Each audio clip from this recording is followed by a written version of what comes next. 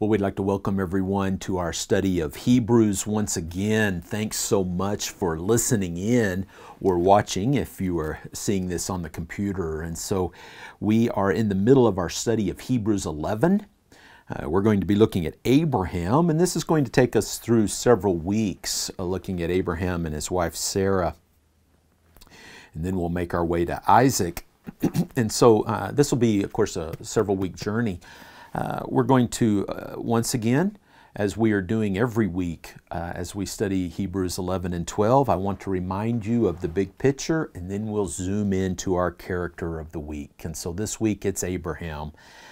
Let me just begin by reading Genesis chapter 12, starting in verse 1, and that'll be our beginning point when it comes to Abraham. So chapter 12 of Genesis, and we'll get started. Thanks for being involved with this. And so chapter 12, verse 1, the Lord said to Abram, "Go forth from your country, from your relatives, from your father's house, to the land which I will show you.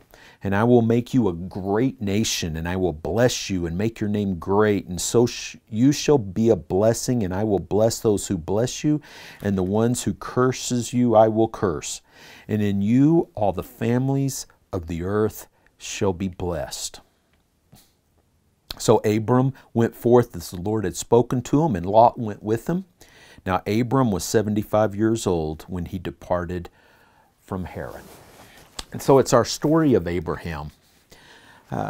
Once again, we are looking at chapters 11 and 12 of Hebrews as a single unit. We begin with the blood of Abel. We'll end with the blood of Abel that speaks great words to us, the words that say, live by faith. And so that is our big picture, that we need to live by faith. And then we have seen Abel and Enoch and Noah show to us that faith is the only way to please God, and that these men pleased God by living by faith. And then what does that mean? What does that look like? And so in verse 6, we've seen how, well, this is what it means to live by faith. It means that you believe that God is, and that He is the rewarder of those who seek Him. So our first few characters were simply characters that illustrated this concept that God exists. And God, as always, likes to use physical things to help us understand the real. And what's real? The spiritual arena. And so He used Enoch. He's like, Enoch existed here on earth, and then he was no more. He was taken away. And so there's that belief that there's more, that God exists, that we can trust in God, that there is a creator that has created this universe. Of course, that's the story of Noah. Right? Noah had to believe that God is, and that he's working for this God that exists. And even though everyone around him says there is no God, he has to believe that there is. And that's his faith, and that's what made him pleasing to God. Now we transition to our character Abraham this week. And Abraham is taking us that next step. It's not just that God exists, it's that He is a rewarder of those who seek Him. And so again, there's the physical that represents the spiritual. And so that's our lesson this week. We'll get into Abraham. We'll talk a little bit about his life and what he's going to be doing and his journey. But first, this big picture of Abraham had to believe that if he left his place, his country, his home, and go where God told him to go without knowing where that would be, that it would be better on the other side. He believed that when God said to him, "Oh, I'm going to give you a great reward on the other side," he had to trust that that's what God would do. So without any understanding of where God was taking him or what was going to happen in the future, Abraham lived this out, this concept that if he would leave his home and go somewhere else, God would reward him. And so he's going to trust God, and he's going to trust that God will reward him for Abraham's trust. And so that's our context. And God's going to spend, the Hebrew writer's going to spend quite a few verses talking about that very concept. He'll say things like, after talking about Abraham and Sarah in verse 13, he'll say, all these died in faith, without actually receiving the promise, but having seen them and having welcomed them from a distance, and having confessed that they were strangers and exiles on the earth. So now the Hebrew writer does it for us. He pivots from, well, it wasn't just another country that Abraham was promised. It wasn't just like a new home that was going to be better and that he would be rewarded for his faithfulness. No, that there was also the understanding of this new home, this eternal reward that God was going to give Abraham. And he trusted that God was going to do it without ever having seen it. Just like you and I. We're called to be the same way, aren't we? That we trust that there's a heaven, a home, prepared for all of us. And we know we're going there, and we must believe it's true. And if we do, if we believe that's what God will do, then God says, you're living by faith. And the proof of that is we'll make certain decisions that will change the way we live here in the physical world because we believe in the spiritual world. And so Abraham, now let's just get into Abraham for a moment. We'll go back to chapter 12 of Genesis and really chapter 11, and we'll get ourselves introduced to this character. We all know Abraham very well, but what an awesome person. Obviously, I'm not going to take the time to read all the many verses that refer to Abraham throughout the Old and New Testaments because there's a lot. Right? We have entire chapters devoted to Abraham in Paul's writing, of course, especially in the book of Romans. But what a great character. And so where did the Jews put Abraham? How did they consider Abraham? So it's one thing to talk about Moses leading them out of Egypt and into the promised land. Moses giving them the Mosaic law. Moses giving them the first 5 books of the Bible, Genesis, Exodus, Leviticus, Numbers, Deuteronomy, all written by Moses. Moses who was their like prophet and priest and king, all wrapped up in one, the prototype of the Messiah someday. As powerful and as important a figure that Moses was in the history of Israel, Abraham is so much more. To the Jewish nation, he's the father. He's not just the father of the nation as far as like creating this nation. He's literally the father because all 12 tribes come from Abraham. Everyone can trace their lineage back to Abraham. And so suddenly Abraham is he's like a representative of God himself. It's like God the Father is our creator, but Abraham is used by God to create the nation. So he's suddenly the beginning point, the creator of this Jewish people. And of course, from our perspective, he's the creator of the Messiah. That through him, all the nations would be blessed through his seed. And we, of course, know that's Jesus Christ. And so he's the progenitor, he generates this beginning point. He is the beginning of all. When it comes to our existence as God's people, as understanding what faith is all about, Abraham he's the entire package. And so it's one thing to talk about Moses, which we'll be doing, but it's another thing to be talking about Abraham. And so we, of course, know the significance of Abraham also, because we are children of Abraham also. We are the true children of Abraham. So we're talking about our father also, because just like he was given this promise and trusted God, we are people of that promise. We're people of the promise. You and I are not people of the law. We weren't given a law. called the Mosaic Law and then lived under that Mosaic Law. No, we supersede that, don't we? We are a part of the promise given to Abraham that the Messiah someday would come through him, and that Messiah would bless peoples of all nations, including us. And so Abraham is our father also.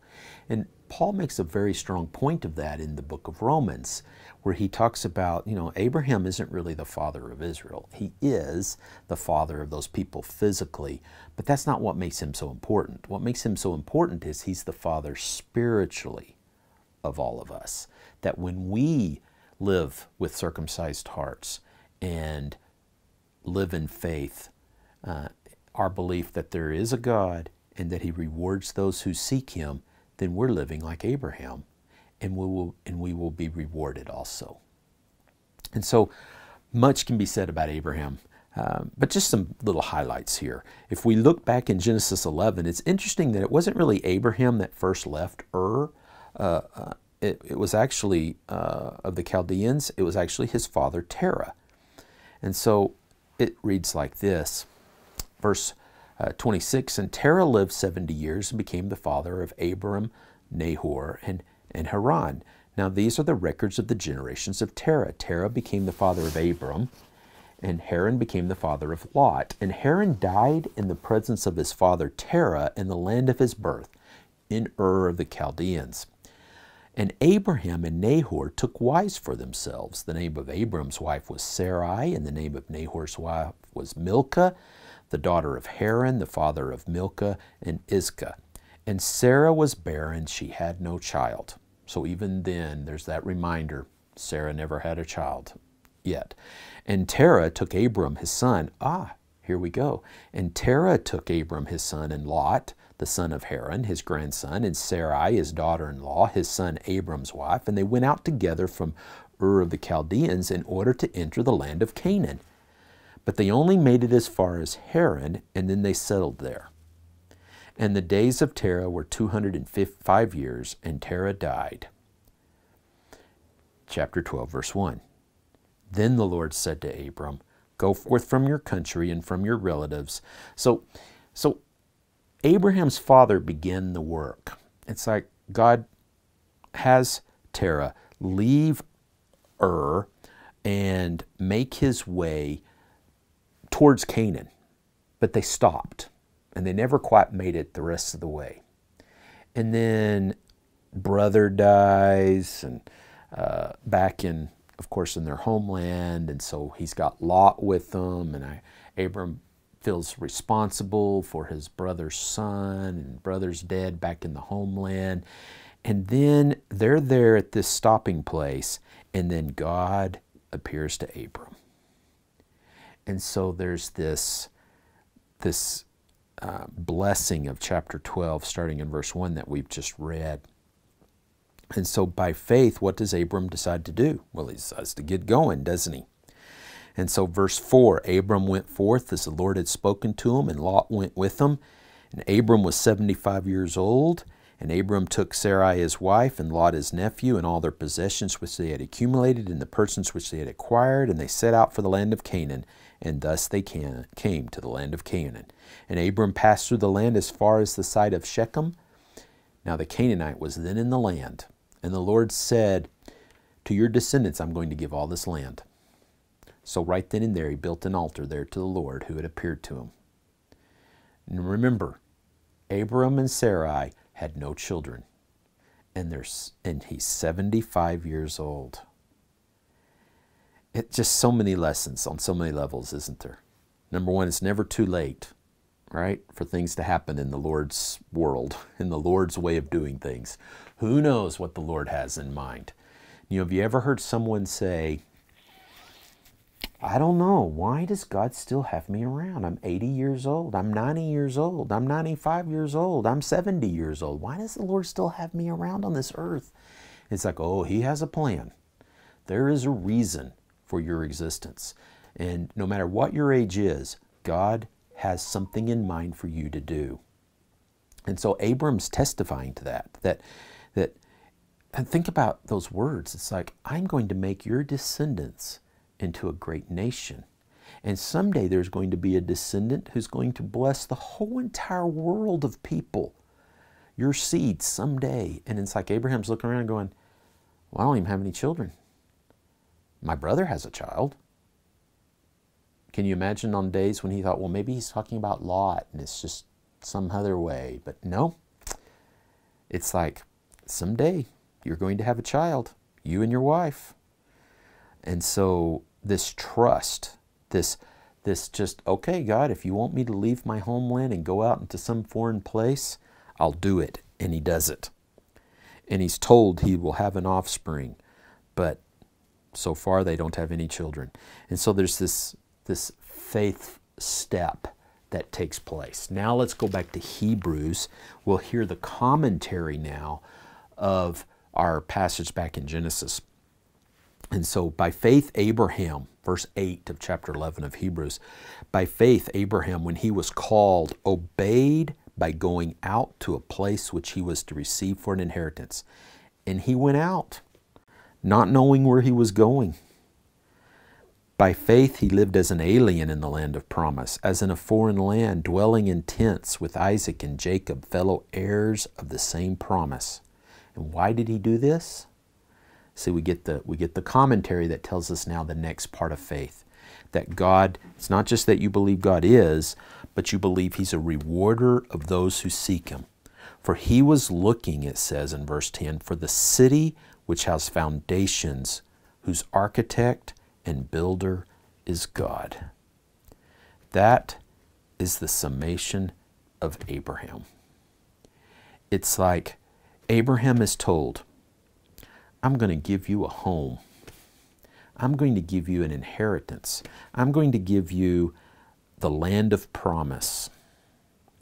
And what does Abraham do? He goes and he dwells in tents, nomads, living through the land, no place to really call home. But he trusts God.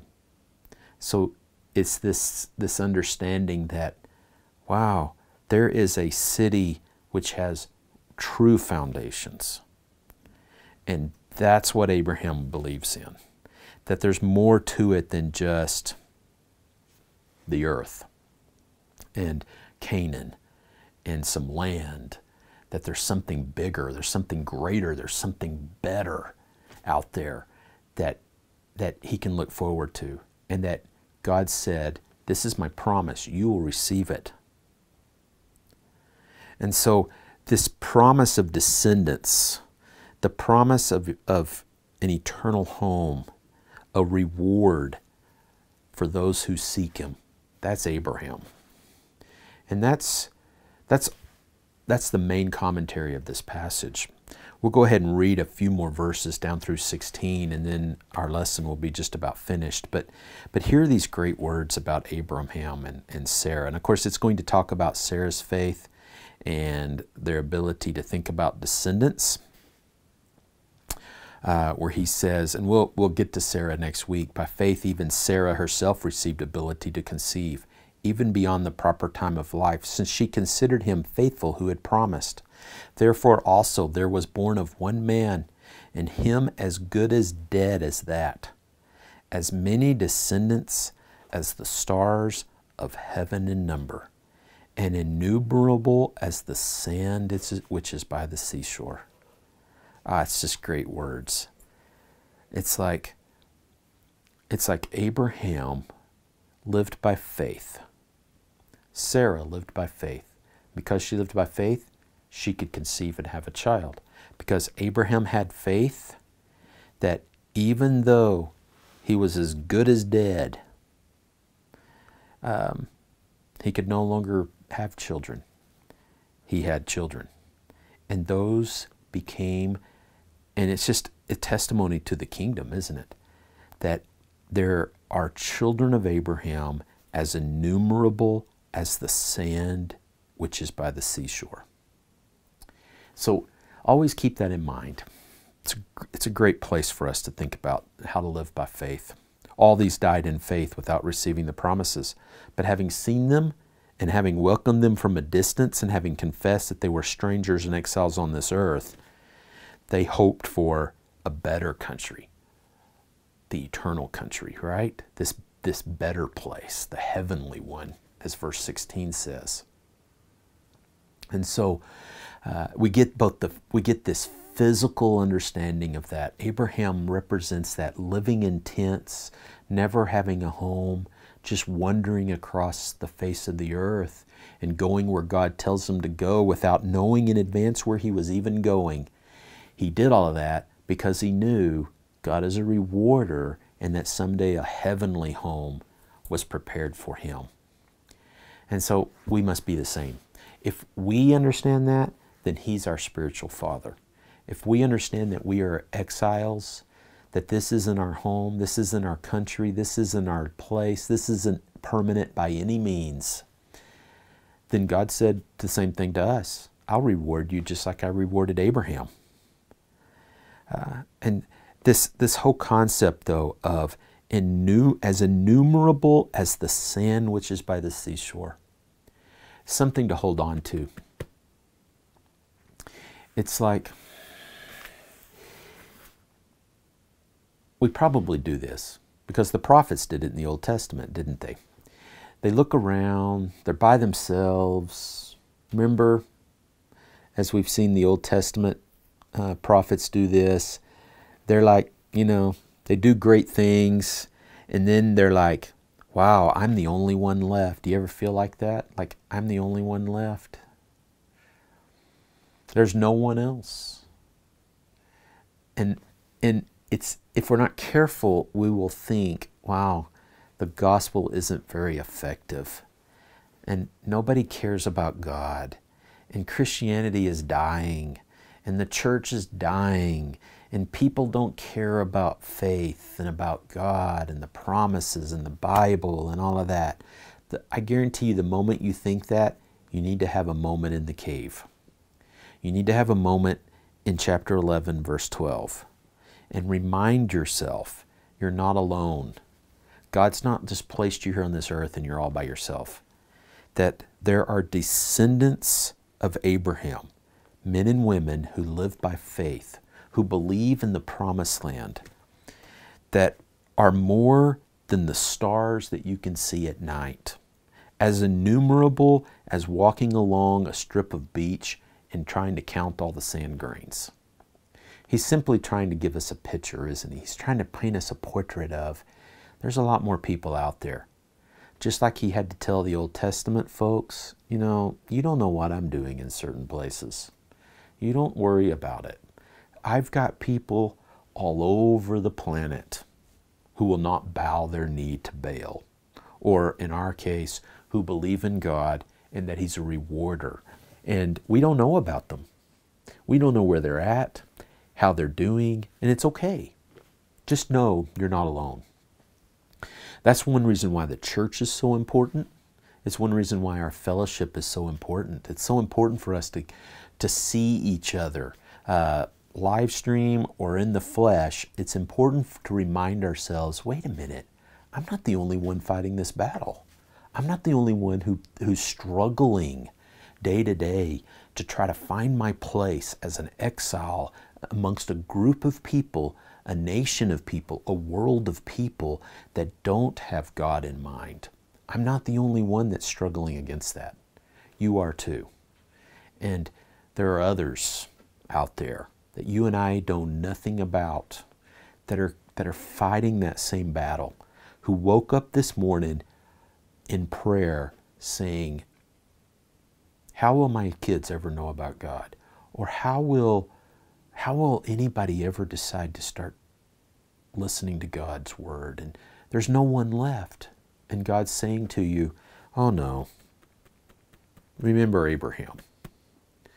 That in that moment, Abraham only was in trouble. The only time in his life where he fell into trouble, as we study his life here over the next week, the only time Abraham falls into a difficult situation is when he stops believing, right? When he stops understanding and trusting that God does all of this and that somehow he needs to do it.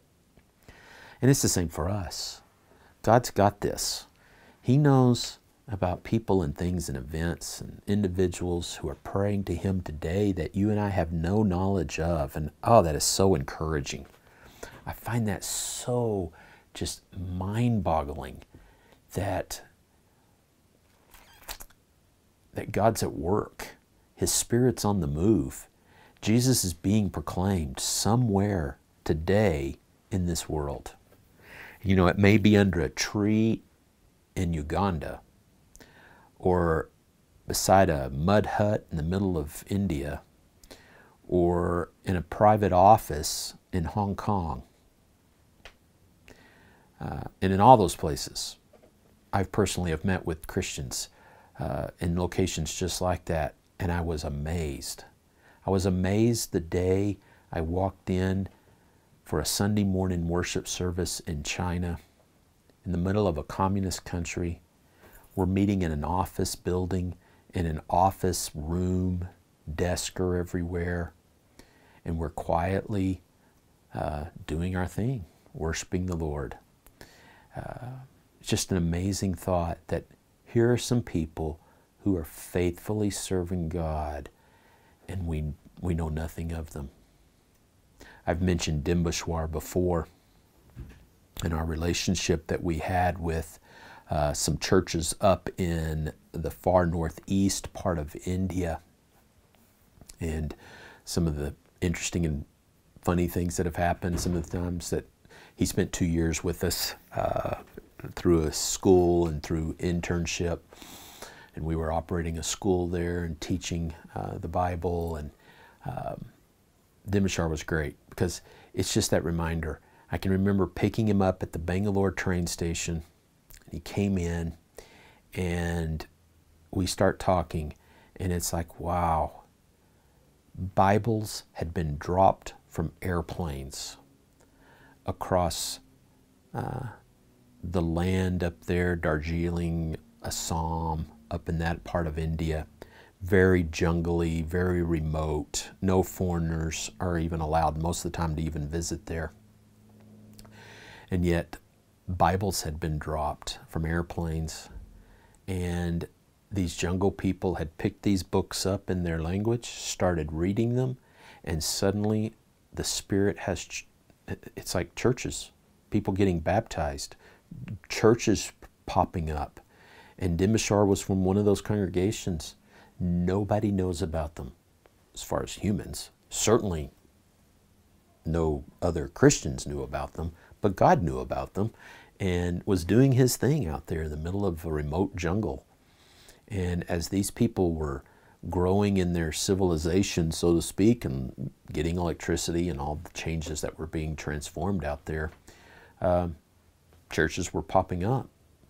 And so you just think, wow, God has stuff going on that you and I know nothing about. So I find great encouragement from this, that God's a big God. And it sounds so very personal, and it should be, that Abraham is told by God, okay, Abraham, I want you to leave. Well, where am I going? Can't tell you. Well, what am I going to do? Can't tell you.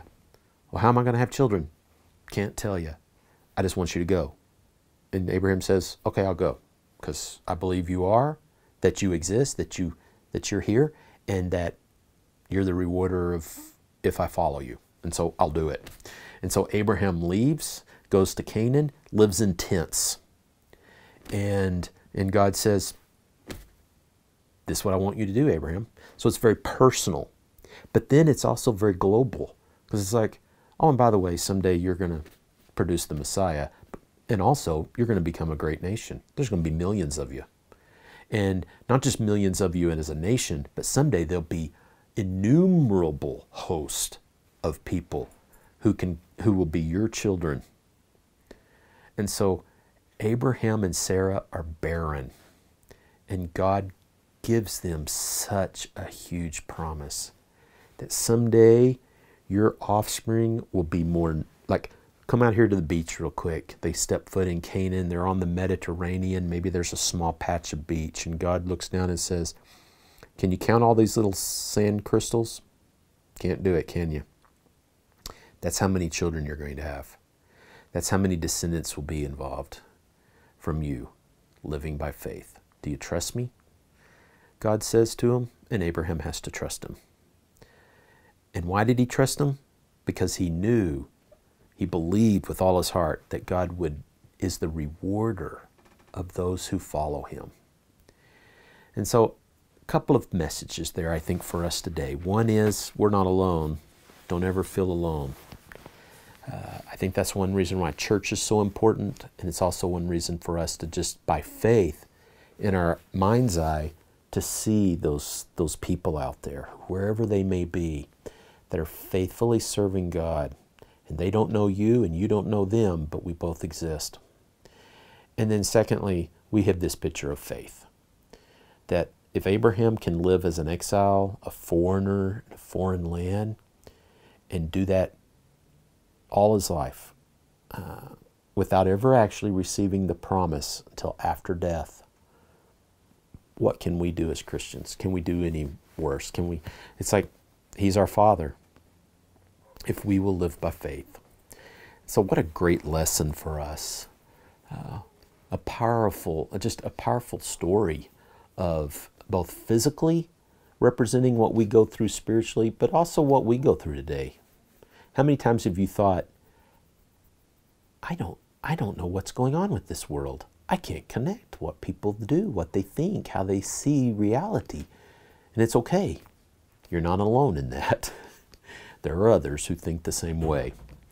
And all of us collectively are living by faith in a God who exists and is a rewarder for those who seek him. So let's keep seeking him, and let's keep sharing him, and let's keep being aliens and foreigners with our citizenship in heaven. Thanks for listening today, and I hope you found encouragement from that thought out of Hebrews. I certainly did, and just amazed at what God tells us in his book to help us continue keeping on. So may you keep on going this week. God bless.